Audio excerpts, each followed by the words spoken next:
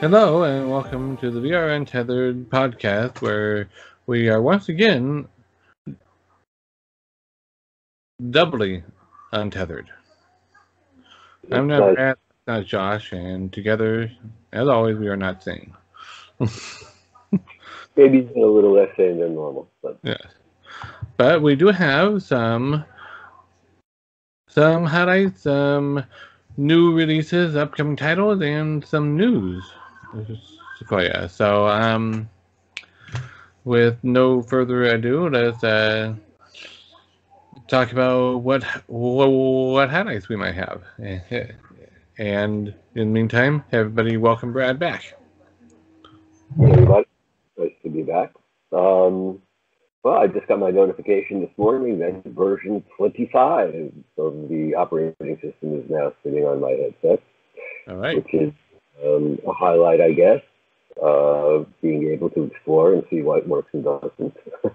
That should be interesting.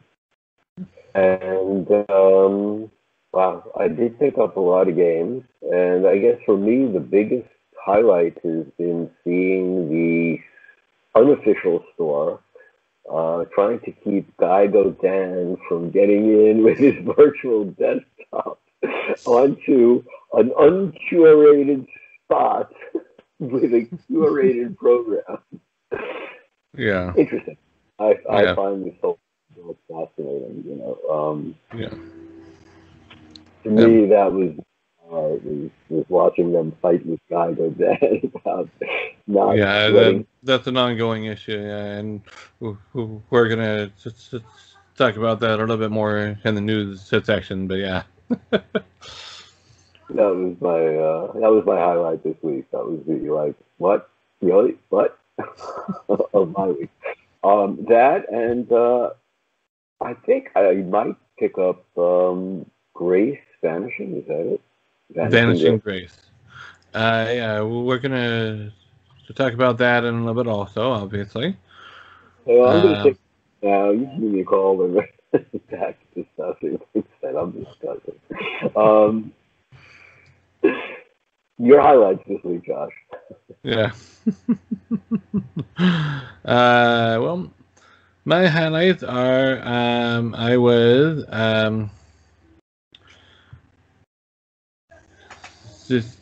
so taking part in the Steam festival that ended a few days ago, and there are some good VR games that were in there and some not quite as good ones. So I got a video up about 5 of the games that I played, and I realized after the fact that I forgot to include my experience with the Ionia demo. So I'm going to have to make another video about that one. But just basically what the Steam festival is, if you're not familiar with it, is they have about a week where a whole bunch of upcoming games have free playable demos for you to try. Because as we all know, demos don't work. Yeah. I guess that's ongoing. But, well, you know, VR is dead, so what difference does it make? Yeah. So I gotta try out, as I mentioned, Ionia. I also tried out Sword Reverie, which is kind of a Sword Art Online style JRPG that was in the Kickstarter mode, and I chose not to back it because I had to decide, okay, am I backing that? Am I backing Zenith? Am I backing Elysia? I can't back all 3 of them. So I backed Elysia, and I'm keeping an eye on the others. I was play, and you're not going to ever be able to play any more than one of them at some point if you're going to actually play. So Right. you sort of see which one is going to attract you. Having made the mistake of joining Orbis so quickly, I do not intend to make that mistake again ever. Yeah, but no, it was.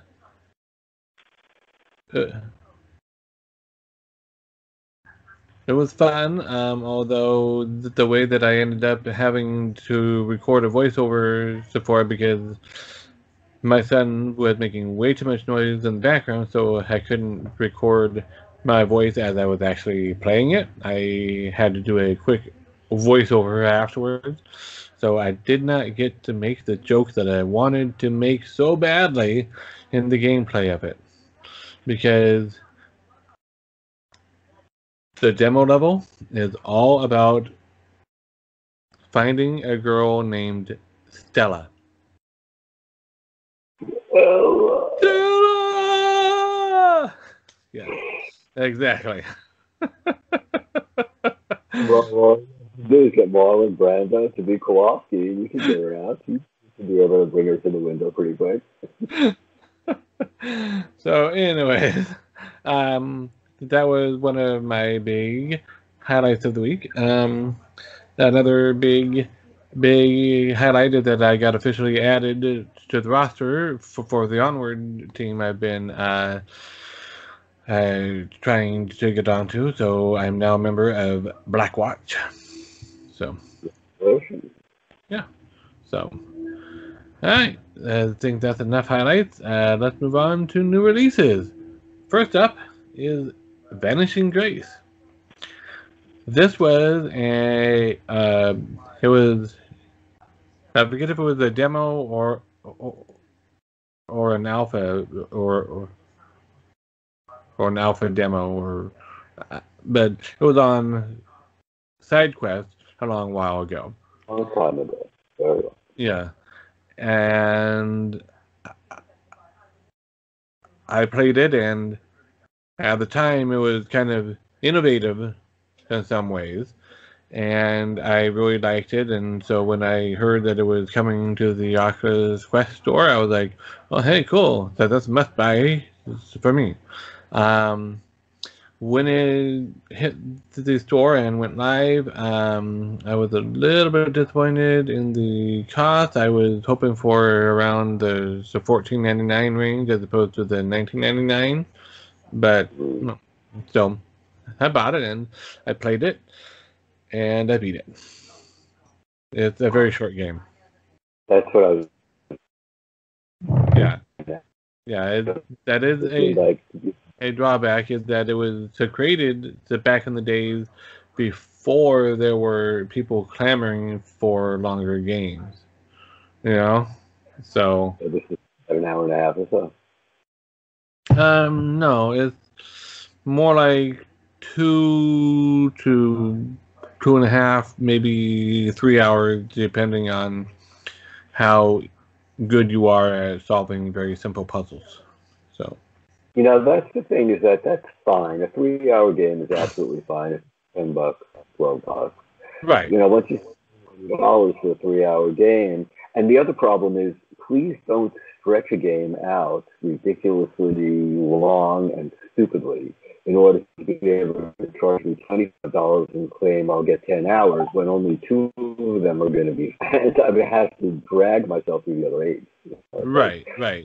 So this one does avoid that trap, obviously, but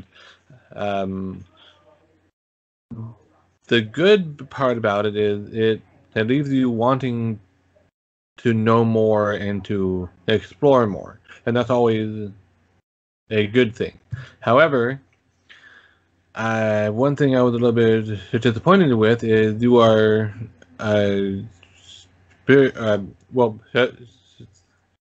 the premise is you are a character named Joel, who is off in search of his childhood friend Grace, who vanished, and her ship appeared back at the Citadel with no one on board. So you are boarding the ship, taking it out, retracing her steps, trying to find her, hoping that she's not dead. Along the way, you have cassette tapes that were left by her for you, revealing her journey and her story. And periodically along the way, you stop at a few places where you can get out and explore and whatnot, but you can't really explore. One of the places, without giving too much away, is an observatory, and you can walk all the way around it on the bottom, on the ground, but you can't go up the stairs that are right there and not blocked up. There's an invisible glider there, making it so you can't go up on those stairs. So that's a little bit disappointing to me. It could have allowed for more free roaming exploration. However, it's a very beautiful looking game. The voice acting is done well, and the story unfolds in a good way. I found the puzzles to be a little bit too easy, and a couple of things that I remembered from the demo were not present in this, which kind of threw me for a little bit. And my very first playing of it, I couldn't get past the very initial part where you of the tutorial, because it glitched or it just bugged, and presenting the prompts for the next action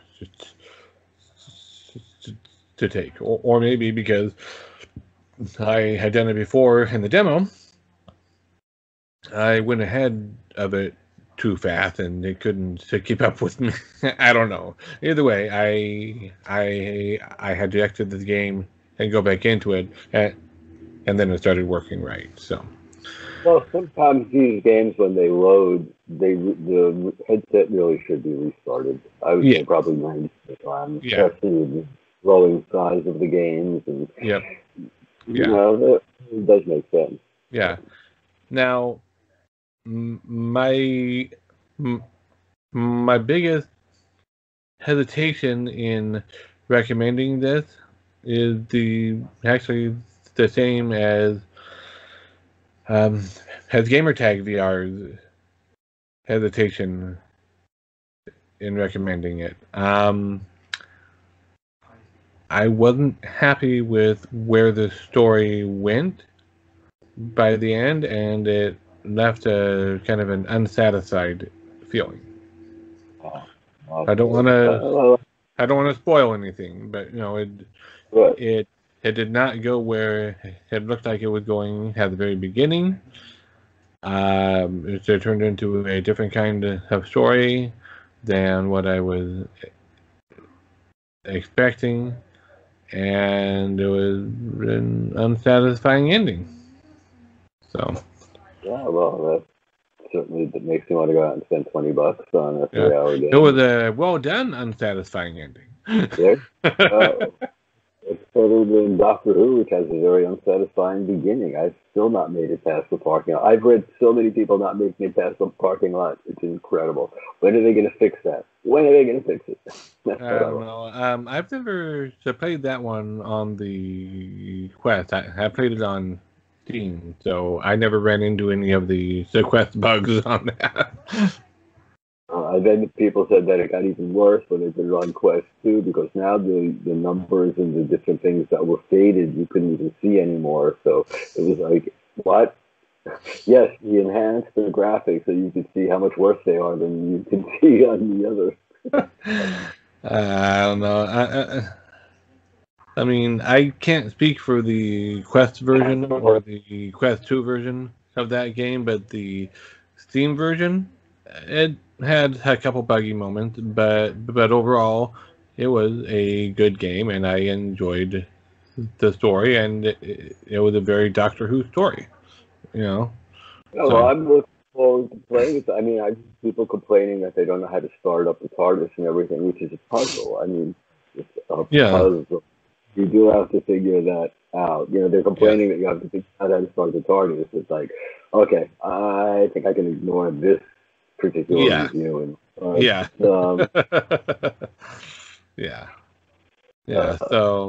but anyways, we also, I mean, technically, the next two apps, something like. Technically, I should include everything on the App Lab but some of them came out when App Lab was announced week and a half ago. But so these two were the most recent additions, as far as I know. So, Arcaxer and Shinobi Breaker came out on App Lab. They are the most recent additions that I know of to the App Lab currently. And we haven't specifically addressed App Lab on the show. I'm sure you have all heard of it by now. But so this is Oculus's answer to the easier side loading. Basically, the apps are submitted by the developers. They do go through a review process, although a much lighter review process than the official store apps do. And then they are uploaded onto the Oculus servers, and you need a direct link to the store page in order to purchase them. So. Also, be aware that when you look at the preview videos on the App Lab in the Oculus blog, they're about this big. So you really don't get a very good idea of what you're going to get in the actual app. Right. Oh, that's pretty annoying, actually. It's like, come on, give me the full-size preview. Yeah.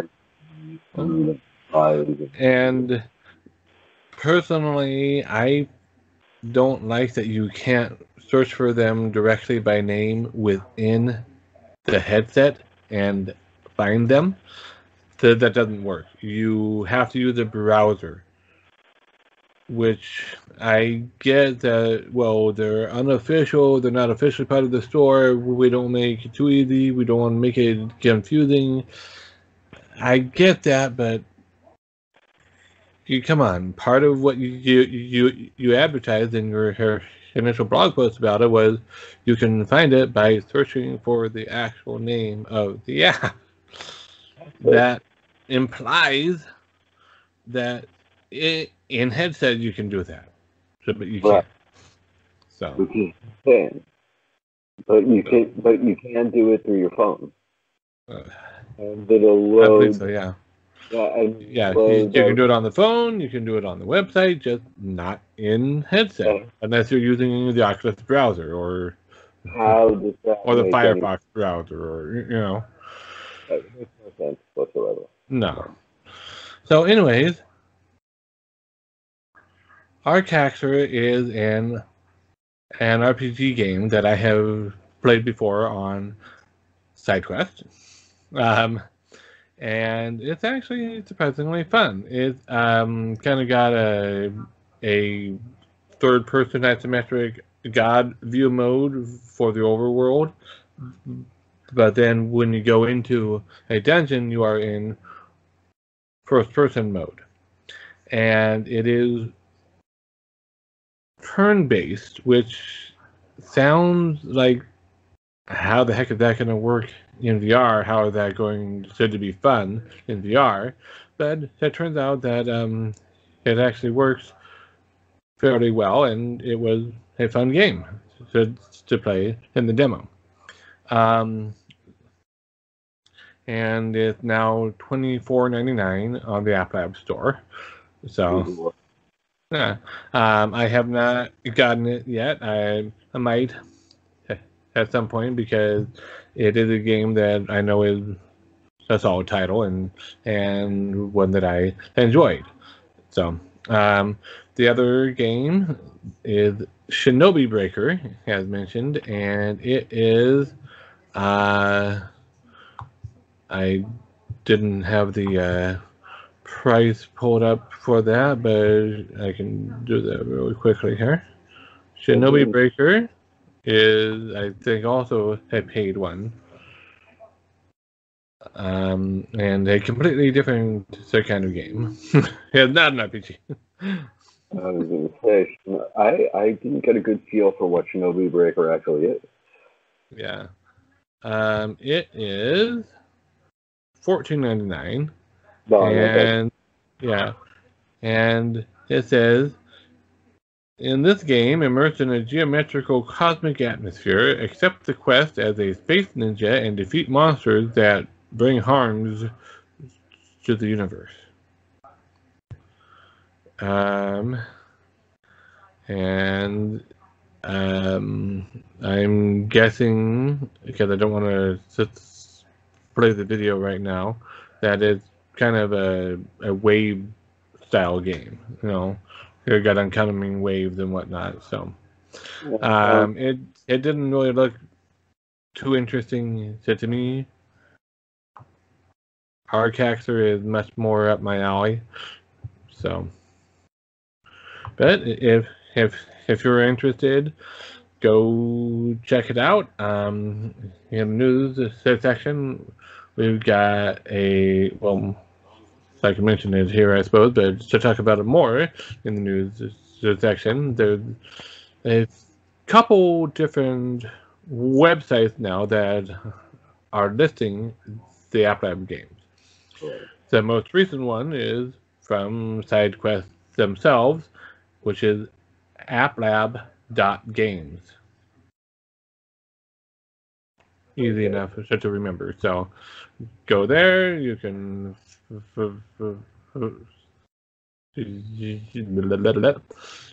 you can find it and then click on it, and it will then take you to the store page. So, all right. Moving on to upcoming titles. Because why not?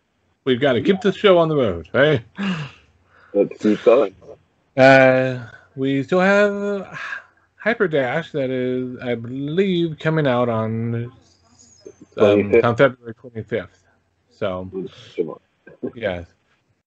This is kind of what Stellaris Off-World Combat was supposed to be. Please don't. In a way. Please. You know, I haven't gone back and played it. I know Mikey said it got better, but there's nobody there anymore because I guess after a few months of being a crap. They all gave up. I know Hyperdash has an active community already, and when it becomes official, they'll just all transfer over to the official. I'm sure. But it'll have a price point, so yeah. You know, we'll see what happens with that. But at least it looks like it's going to come, as opposed to the Crime 2, which is still coming soon. Yep. The holiday season. Now, do they mean President's Day as the holiday season, or are we looking forward to Easter, Memorial Day, Arbor Day, Grover Cleveland's birthday? I'm not sure which holiday season we're going for anymore. I don't know. Maybe they're going for the beginning of the summer because that's a 3-month-long holiday season. I don't know. Anyway, that is kind of interesting to see it still under the coming soon section after everything that was coming soon before it has come and gone. Yeah. Well, Horizon has not come and gone yet. It's still not officially here either. I don't think it's officially listed there anymore, is it? I don't know. Horizon is sort of like the original Disney World. You did a heavy-duty makeover before you could allow anybody back in, so I'm not sure. I can go back in if I want. I'll try later if you want me to expose myself to those experiences again. But I haven't really gone back into it either. I mean, it's kind of boring. yeah. You know, it's got nothing that draws me to back in. And I know it's only a beta right now and it's early access and all that, but stuff to keep you drawing back in should be built in from the very beginning instead of added on as an afterthought at the end. So, I mean, Well, 'cause they still Rec have Room, it's got stuff that brings it back in every day unless you deliberately resist it. Yeah. but Rec Room is a little more cartoony. The Horizon trying to, but then again, they can make it cartoony and then call it cell shading or art style or whatever. Everybody. I mean, Horizon is doing some cool things like their the semi-real-time preview of the ambient occlusion and the shading on objects as you are creating stuff. That's pretty cool how they do that. But as far as the actual user experience from the point of view of someone that's not a creator, just going in there, there's not a lot that's actually going to hold you in there and to make you want to come back. Now, on the other hand, I finally got to try out the Venues beta yesterday because I hadn't installed it or tried it, and that was actually more fun than the regular standard Venues.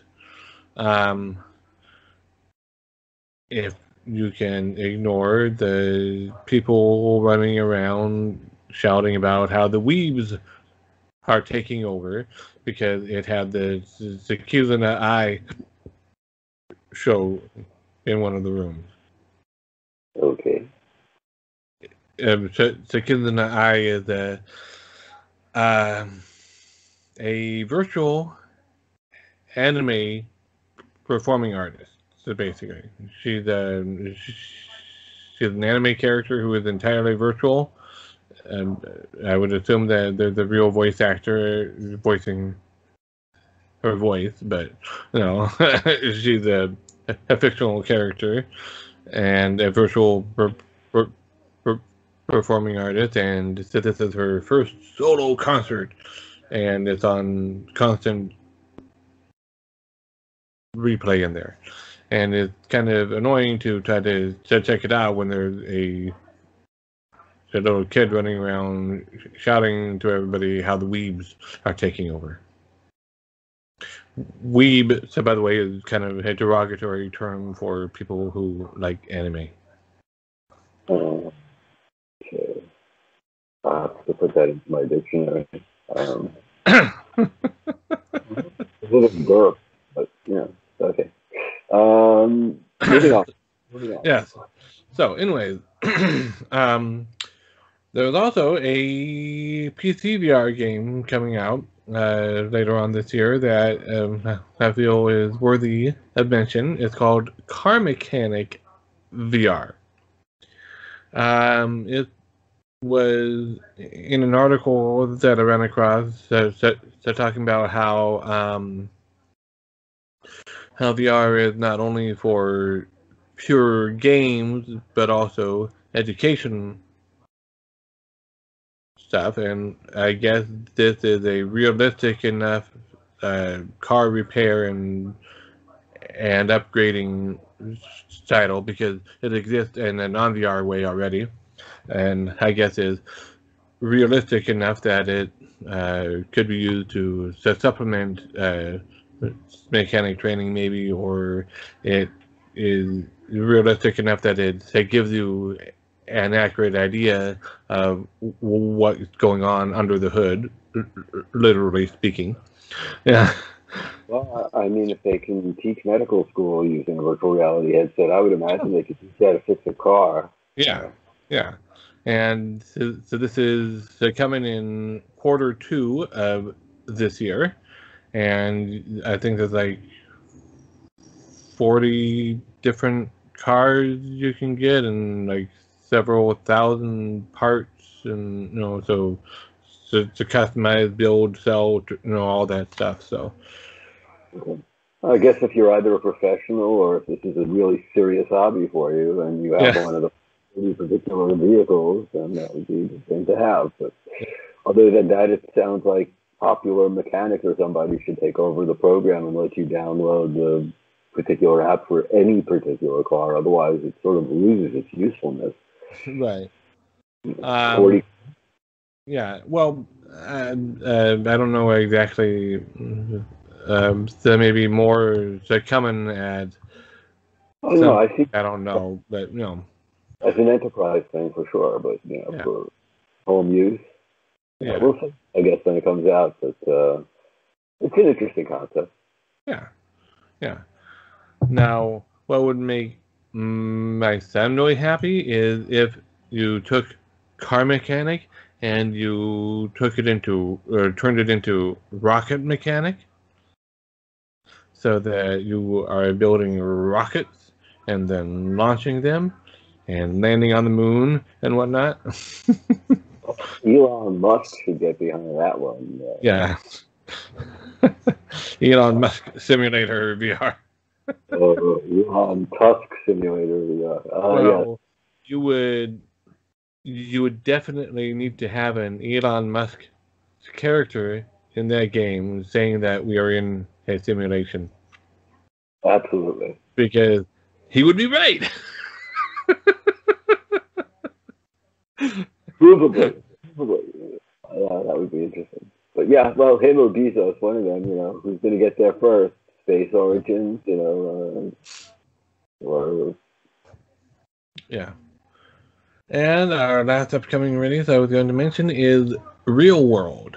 It is an app coming to the Quest that uses hand tracking to basically let you do Google Earth stuff. So you can expand the map in front of you, look at like a satellite level, and then go all the way down to a street view level, and then just pull it out just so the buildings are up and surrounding you in a 3D environment. And it's multiplayer, and it's basically Google Earth, but it will be running on the Quest. Coming soon. Yeah, I don't know when, but soon. Any Probably before the Climb 2 comes. I would bet on that.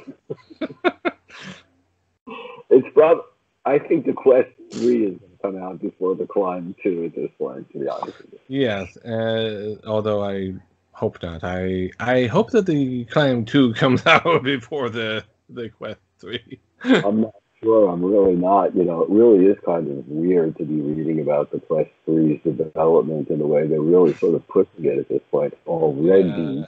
Yeah, I mean, I know a lot of it is just speculation based on a vague mention that, well, of course we're working on the next gen stuff already. Well, of course they are. That's what they do. They're always working a generation or two ahead of what's out there.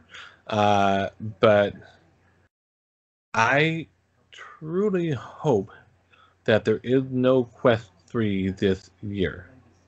Wait until next year, please. Yeah. That's my big thing. If they're going to really release a new generation headset every year, I know. I'm going to have to start skipping versions because I can't afford a new headset every year. Well, that's just it. It's not like it's an affordable headset anymore. If you have to buy one every year, at that point, you might as well buy the $2,000 or $3,000 headset, and it will last you for several years. Right. At that point, they've blown their entire reason for being. So they've modified the Quest 2 downward enough from the Quest 1 in enough areas that a Quest 3 could be the Quest 1 with the right improvements, Right. Just improvements. And Right.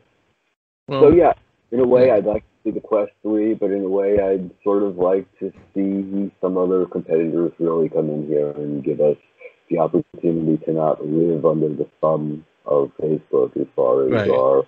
Yeah, and I mean, as we were discussing in the pre-show, all the potential competitors have their own issues as well, but they are slightly different issues, I guess. I mean, Apple has its own issues. Do we really want to see the price of apps and games go up because Apple says, well, no, you have to pay $95 just to be a developer. Well, that's going to drive up the cost for whatever indie titles to get on there. So, whether it increases it from, say, a $20 app to a $25 app, or it's bound to have an impact. Well, the Deca gear is made by potentially suspicious countries and whatnot. So they've all got issues. I know. Right now, they do all have issues. That's why I'm sitting back and I'm not rushing into anything right now. It's like even the index that they talk about the knuckle controllers having their issues. Mm-hmm. The headset gets great reviews. The knuckle controllers get horrible reviews. Really, really terrible reviews. Yeah. I mean, they get good reviews on the ergonomics, but not good reviews on the longevity. That's the problem. Or what? Or the performance. Yeah. How many actual developers have tied their keys correctly to the index, and this seems to be a monument. And the reverb, which came out when everybody's singing its praises, is slowly fading back into the mist. It's like no big thing here, guys. This is just WMR that is better than most, which is what made it interesting. So yeah, we're right now in between, but when you talk about games going up in price, if Apple really produces a headset with two 8K lenses, then we're in Ready Player One. At that point, you're beyond Ready Player One. Ready Player was ancient compared to that. So I would have to really see what it is that they're developing. But yeah, if I had to pay an extra $5 for a game that was going to be 8K per eye, after I dropped the $3,000 on the headset, I don't think that extra $5 is going to matter much. Well, and then there's also the rumor that they are also working on a $500 one, that there might be two, a $3,000 high-end one and a $500 consumer one. So who knows? As we talked pre-show, Apple's ecosystem is the most bizarre creature that lives in it. So nobody. Yeah, and I can't even imagine how their VR ecosystem would work. Would you have to, as you do on the iPhone, go into the Apple VR settings to modify all of the game settings, or would they allow them to do it in the game, which makes sense? No, I can't. I won't even go there right now. It's like it's tough enough to imagine PlayStation putting out a good enough PS2 VR. I don't want to speak about Apple right now. Thank you. I just went through this. I told you, looking at the pads and the phones and the computers and realizing these people are messed up, man. They put in like good chips with bad, but it's just they're crazy. I don't like them much at all. So anyways, moving on officially to the news, which we were kind of in already, talking about the Quest 3 rumors. Are we ready for Valve to have brain-computer interfaces? I'm not sure about that. Well, display. I mean, yeah, Mike did point out that having no hair on his head probably made the conduction a bit better. And really, what he's talking about is tracking eye movements, which is not particularly mind-boggling at this point. Right. So, but it is cool. I'm not saying it's not. I'm just I mean, I played around with ages ago a product by a company called the Other 90%. It was a galvanic skin response sensor that would go on to your finger, to plug into the computer, and then you could press a key to in one game send a bowling ball down an alley, a lane, and then with your brain think right, or left, and the ball would move in that direction. Well, that was Bushnell, the guy that did Atari. He was working on also the headband, where you could just use basically like biorhythms to Right. control. Yes, I have no doubt that it's certainly less invasive than Musk. I like the fact that you can clip it onto a baseball cap much better than digging it into my brain. So in that respect, I like it better. We'll see where it goes. Right now it looks like a gimmick and a great way to play tic-tac-toe. I don't know how many aliens' brains I'd want to explode by looking at them. That might get a little boring after a few minutes. But... Yeah, I mean, those are demos, yeah, but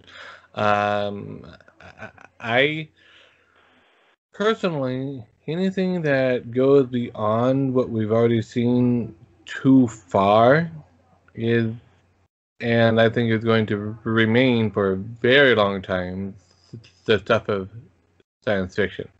I think Elon Musk, Neuralink, that type of stuff, they're getting to the point where we are able to do Sword Art Online style nerve gear.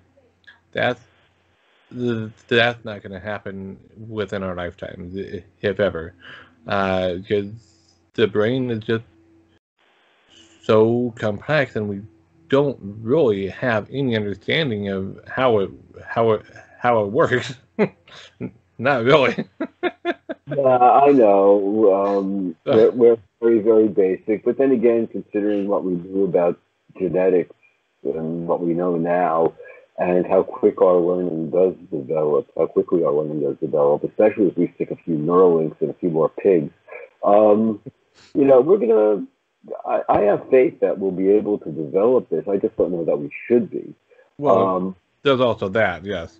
Like in the Ready Player 2 book, they unveiled the ability to do a nerve gear style VR stuff, and I still haven't finished the book because of all sorts of weirdness in it and stupidity of the main character, but it made things worse, and it was a bad idea. Duh, right? So, anyways, we can move on to the next bit of news, which is a little bit of old news at this point, but because we haven't had a double person show in a while, I figured I would leave it on here. More than 60 Quest titles have joined the $1 million in earnings and over club. That's like pretty much what, 80% of the Quest titles out there? No, not quite. No, I know. So there's more than that, but still, that's a huge percentage of the store, really. Oh, well, when you if you think about it, look at the games sold now, and we used to look at the games sold in a couple of hundred, 300, 400. You know, if you saw somebody hit 1,000, it was a lot. And now you see plenty of games that are 2, 3, 4,000 reviews. That's not even perfect. That's reviews. Right. So then you have to multiply that by a certain number. And once again, obviously VR is not dead. You don't develop a $3,000 headset for the future based on a dead performance issue. I don't know what these people are thinking anymore. I really don't. I just know that we're locked into a stage right now where it seems like the movements we're making are much smaller in terms of incremental improvement than they were a year or two ago. Right. So it'll be nice to see what actually gets implemented over the course of the next year. Yeah. And in related news, the Quest 2 has more than doubled the Facebook's the quarter 4 non-ad revenue. So, just look at the performance of the Quest on basically every site. You know, the Steam account. Yep. We have the Quest. I mean, there's between Quest 2 and Rift headsets, it dwarfs the Steam VR headsets. I know, it's like 60% of their users are on some Oculus headset. Yep. So, Oculus is definitely in the lead right now. We made the right call as to which system to follow, and it's good to keep an eye on which systems are coming up. Yeah. I just can't believe they're already playing down the M1 process, the XR processor. And it's just, to me, I think that they really rushed this a little bit, as we could tell by version 25 coming out again today. Another one. Yeah. Speaking of version 25, we might as well discuss that for a little bit because that is new. It seems like, at least with a few users, it's causing tracking issues because it's not necessarily automatically detecting the right tracking frequency. Someone in the EU was having such tracking loss repeatedly happen until he went and he manually set it to the right frequency for his region. I was having tracking loss, and I forced it on to 60 hertz, which is the North America, and I was still having the tracking loss issues until I rebooted the headset, and then, you have to reboot it for the change to take effect, but I had to reboot it again before the tracking loss issues got resolved. So it got some issues there, and it seemed to take longer for the home environment to pull back up in front of you when you click the home button and you quit a game. It's a slower transition. So like version 26 sitting on. Yeah, so it's like I like innovation, I do, but yeah, sometimes things do feel a little bit rushed, right? And I love that they now have the ability to trim a video within the headset. However, it appears that you can only trim in 10-second increments. It takes like 1 or 2 seconds before the universal menu to go away, and you can click resume and get back in the game after you hit start record. And at the end of the video, 1 or 2 seconds. You can't trim out just 1 or 2 seconds. You have to go here and then go back and cut out 8 seconds into the actual video. Right. and take all that chunk out. So, Okay, well, I don't know why it's so limited. I don't know. But then again, remember, we really are pushing a phone to its maximum Well, potential. the thing is, on my Galaxy S10 or on my iPhone 12, I can do full-featured non-linear video editing.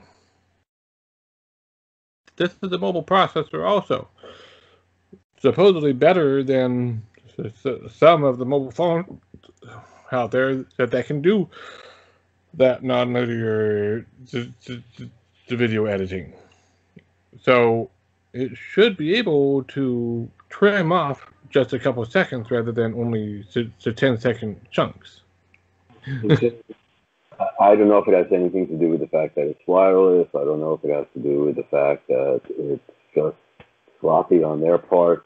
I think it's the XR process. I think it's either sloppy on their part, or it's a user interface thing where we can't guarantee good results with being able to be more precise than 10 seconds because they can't have that hair trigger precision with the controller that you do with the mouse. It could be that. You know? No, I know. I'm not sure. I mean, and that's an honest drawback, such as doing it with the controller. But I use virtual desktops sometimes to edit my videos. I'm doing it with the controller. I can be almost as precise with it as I can with the mouse. So. Yeah. Okay. So we know your feeling on that one. Yeah. Yeah. So, anyways, let's move on. Sony had a couple weeks ago now a patent for audience-influenced VR interaction.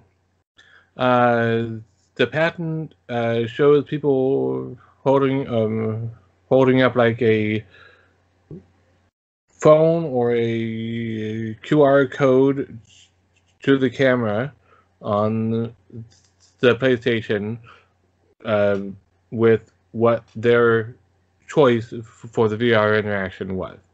So like throw a monkey wrench into what the player is doing or help the player, right? So the audience can vote by holding up a QR code or their phone. So what are your thoughts? I'm just not really following this entire conversation. It's I'm really not sure. I don't know how to even respond to that. Well, it's like an interaction point that comes up, and the person playing the game so this is for an in-person audience, obviously. So like, okay, should I go left path or right path? And you have and then on the TV screen, a choice comes up and it says, so symbol 1 is for left path, the symbol 2 is for right path. Okay, I'm voting right path, or I'm voting left path, and you hold it up and the camera goes, okay, symbol 1, symbol 2, 3 votes total, symbol 1 wins, left path. So, I don't know. It's not necessarily a bad way of doing it, I guess. It's just kind of it remains to be seen how well it would work and how fun it would actually end up being. Yeah, that's what I'm trying to figure out. I get no feel for that. I get no feel for interaction or how it would work. Or so right. When you're at for a comment, it's like, you know, I don't know. No. Well, Well, and it's just a patent. It's not guaranteed that it's ever going to see the actual light of day. I think there's a lot of patents coming out, especially through Sony. Yeah. Yeah. Speaking of things that may never actually see the light of day, Boz has hinted that something may actually see the light of day, and that would be 120 hertz for the Quest 2. Now, whether that means 120 hertz for apps and games, or just 120 hertz for the OS UI stuff, I don't know. But he had an Instagram Ask Me Anything recently, and there was a picture of him with said the question 120 hertz for Quest 2, and I think the answer was either a maybe or a so I think they'll do the 120. I think Carmack told them you could open it up. I think they've made their arrangements, and I think their next is 120. So this is going to be a great test for them. We're going to be beta testers again. Yeah, and from what I remember of the Carmack discussion about it is the Quest 2 is capable of it. Not all apps and games are going to be capable of it because it's going to push right up against the hard limits. Right. So my best guess is that the operating system and the UI elements will be 120 hertz. So things like Oculus TV, Oculus browser, the home menu, video performance should be upgraded in it. Yeah, but that would be fine. That would be fine. Yeah, I'm not necessarily expecting it for the apps and the games because a lot of them are still struggling with hitting 90 hertz in an optimized way. They're going to have to work on it. Yeah. Yeah. And back to what we were discussing earlier, Virtual Desktop is trying to get onto App Lab. Technically, there's no logical reason that they shouldn't be able to, but when asked about it, Facebook kind of gave a non-committal answer. Well, no, because if you do, then you're going to use your headset. You're not going to have to buy from them anymore. You can go to Valve, Steam, and all these other places, and you're not locked into their sales of their games. Right. Well, that's part of it, I am sure, but also part of it is the official answer so that he gave of why it was on the side quest in the first place is, well, we can't know what your Wi-Fi or your Wi-Fi situation is like, so we cannot guarantee a good experience for you. So just like a lot of the games that are on the side quest store are great games, but we couldn't guarantee a good experience, which is why they didn't get accepted into the store. Not that they're bad games, but we wanted to guarantee for new users, a lot of whom are not patient when it comes to new technology and would have one bad experience and go, I'm never touching it again. So, I mean, there is some validity to that, but at this point, it should be allowed.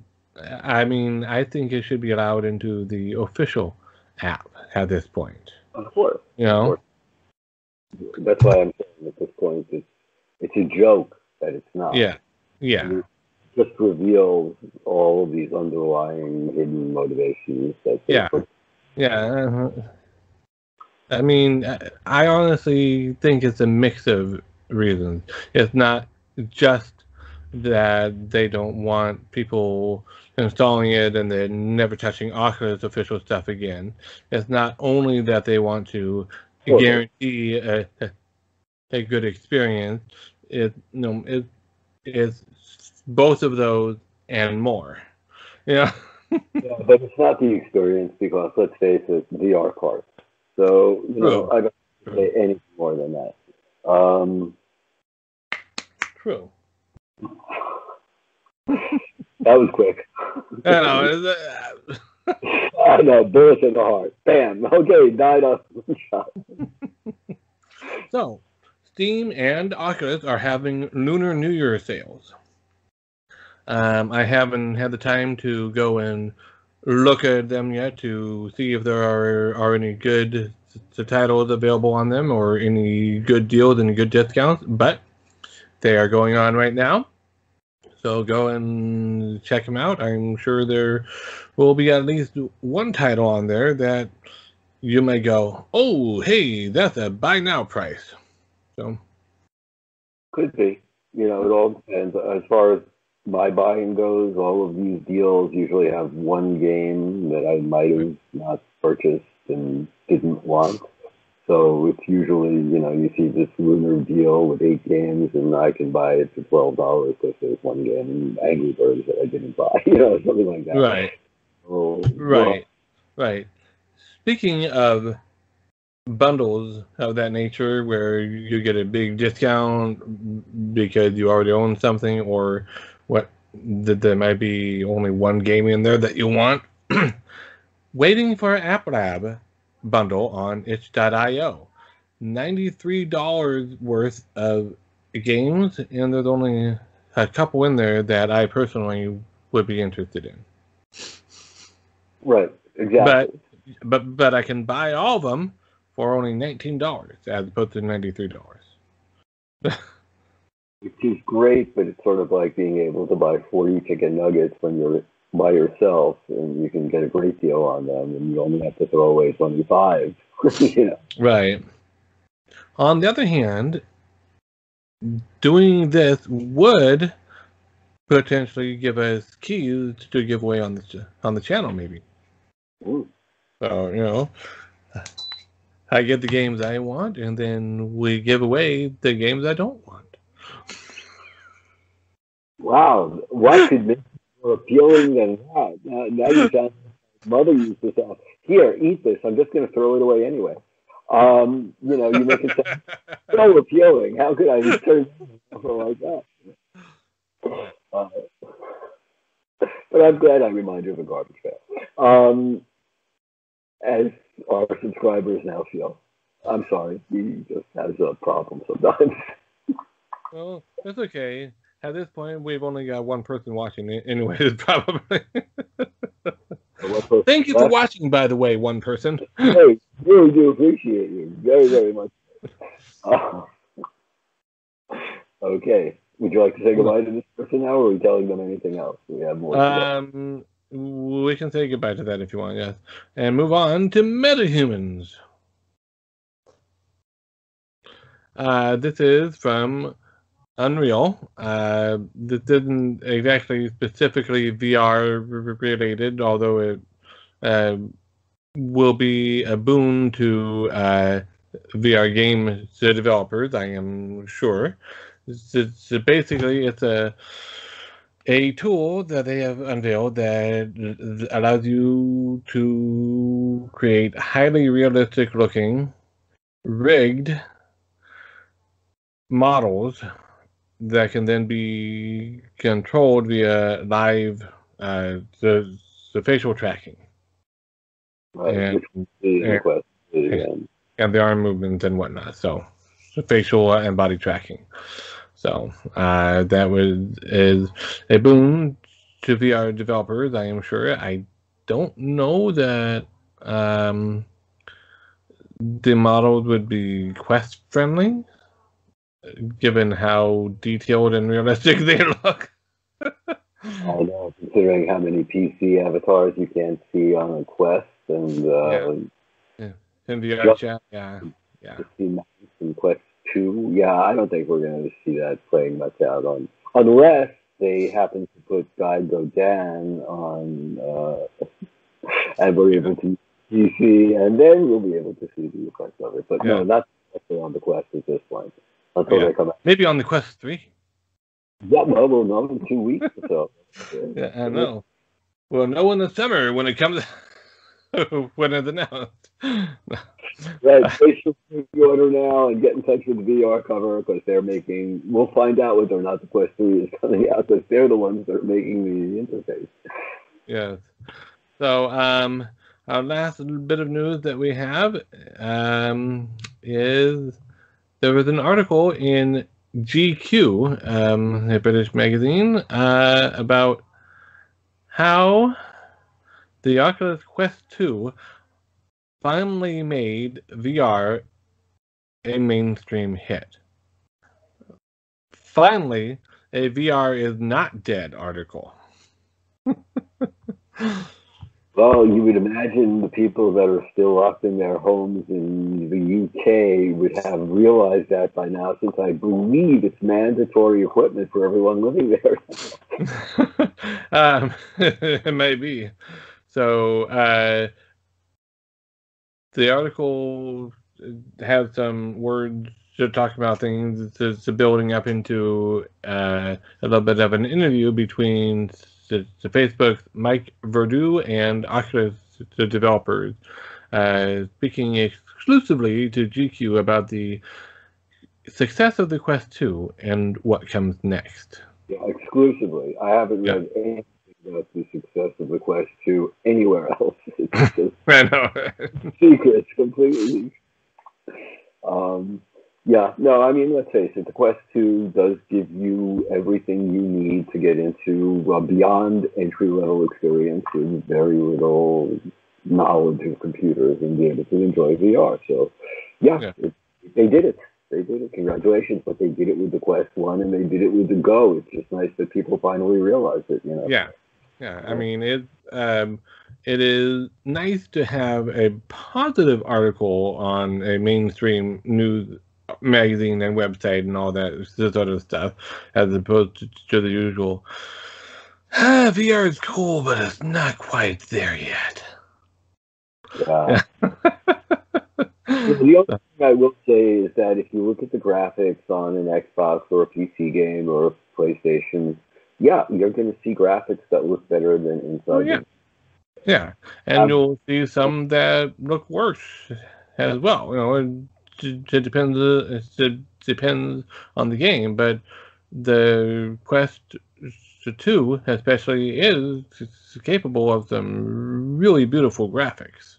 Yeah, just not quite as beautiful as a flat screen, because it's got to render it twice and at a fairly high frame per second.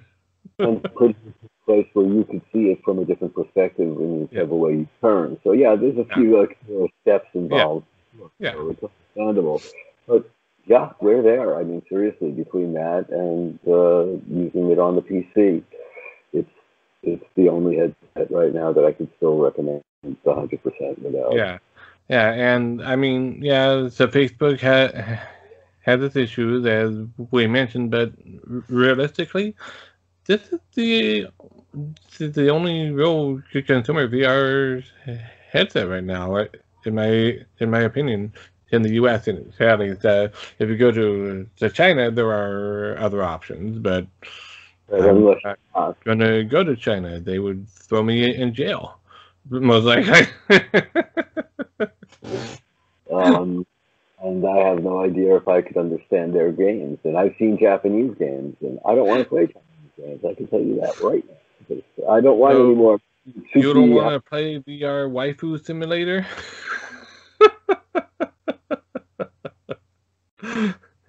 Yes, that's the one thing I did notice when Quest 2 made its appearance. It appeared in Japan, because all of these games started popping up that are the most ridiculous things I've ever seen in my life. But anyway. Yes. Well, keep in mind, in Japan, VR can feed you. That thing with the claw that comes down and supposed to put it in your mouth.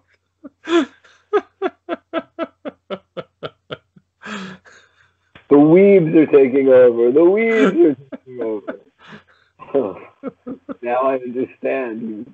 He was a prophet. He wasn't some little kid. His voice was just sore from screaming. Maybe. So, anyways, that brings us to the end of our completely not tethered to reality show. Glad we could get it back here. And I'm not even tethered to my computer, even though it looks like I am because of the headset. But this is just your imagination. As is this. Yeah, it keeps disappearing, so it must be my imagination. Well, that's okay. Your hand kept leaving traces every time you moved your fingers up in the air, so that was interesting. It was like an Etch-a-Sketch, you know. There you go. So anyways, thank you for watching. Remember to like, subscribe. All those are options down there below the video. So go click like, and subscribe is like a little bit to the right and a little bit down. So click that button too. And remember, drag your friends over, and if they refuse to like and subscribe, just to conk them over the head, and then take to their fingers and click like and subscribe. Actually, don't do that. Just to convince them to like and subscribe. Well, don't do that unless it's absolutely necessary. How's that? Okay. All right. Thank you for watching, and have a great rest of your week. Bye.